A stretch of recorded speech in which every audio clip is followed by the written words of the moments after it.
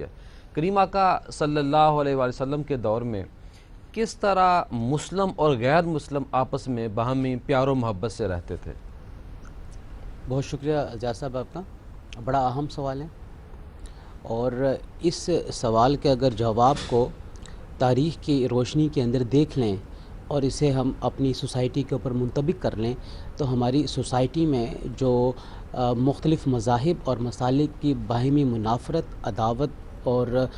تعصب ہے وہ ختم ہو جائے گا۔ نبی کریم صلی اللہ علیہ وآلہ وسلم نے میثاق مدینہ میں مدینہ منورہ میں رہنے والے 7 مختلف ایتھنک گروپس کو اکٹھا کر دیا۔ ظاہر بات ہے اتنی آبادی نہیں تھی اس وقت مدینہ کی، اسی وجہ سے میں انہیں ایتھنک گروپس کہہ رہا ہوں۔ ان ایتھنک گروپس میں سے 3 کا تعلق یہود کے ساتھ تھا، 4 کا تعلق مسلمانوں کے ساتھ تھا۔ یہود کے 3 قبائل تھے، بنو نذیر، بنو قریظہ اور بنو قینقاع، اور ان میں بھی آپس میں اختلاف اس بنیاد کے اوپر تھا کہ ان میں سے ایک قبیلہ سونے کا کام کرنے کی وجہ سے اپنے آپ کو باقی دونوں قبائل کے اوپر فوقیت دیتا تھا، اور ایک قبیلہ جو زراعت پیشہ اور جس کا تعلق چمڑے کے کاروبار کے ساتھ تھا، اس کی وجہ سے اس کو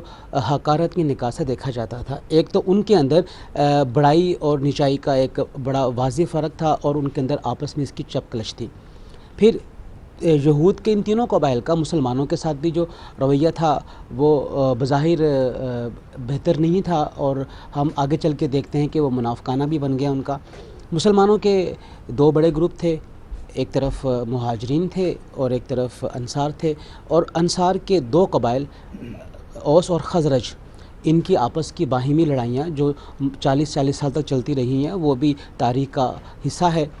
اب نبی کریم صلی اللہ علیہ وسلم نے میثاق مدینہ میں ان 7 ایتھنک گروپ کو ریاست مدینہ کی حفاظت کے اوپر نہ صرف جمع کر دیا، متفق کر دیا کہ سب مل کے اس کی حفاظت کریں گے، عدل و انصاف کے قیام کے لیے نبی کریم صلی اللہ علیہ وسلم نے اپنے آپ کو ایک مرکزی حیثیت وہاں پر دی کہ تمام فیصلے آپ سرور کائنات صلی اللہ علیہ وسلم فرمائیں گے، اور پھر لوگوں کی معاشیات کو اور لوگوں کے آپس کے تعلقات کو بہتر بنانے کے لیے جب آپ یونٹی کا تصور پیش کرتے ہیں تو پھر لوگ ایک دوسرے کا ہاتھ بھی بٹاتے ہیں، ایک دوسرے کا ساتھ بھی دیتے ہیں، اور ایک دوسرے کے مذہبی نظریے اور مذہبی عقائد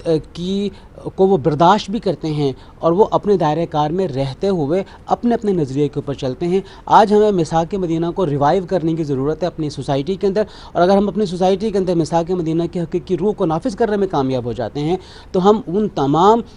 مسلکی تعصب، عداوت، نفرت اور جو ہم اپنے معاشرے کے اندر کھینچا تانی دیکھتے ہیں وہ ہم ختم کرنے میں کامیاب ہو جائیں گے۔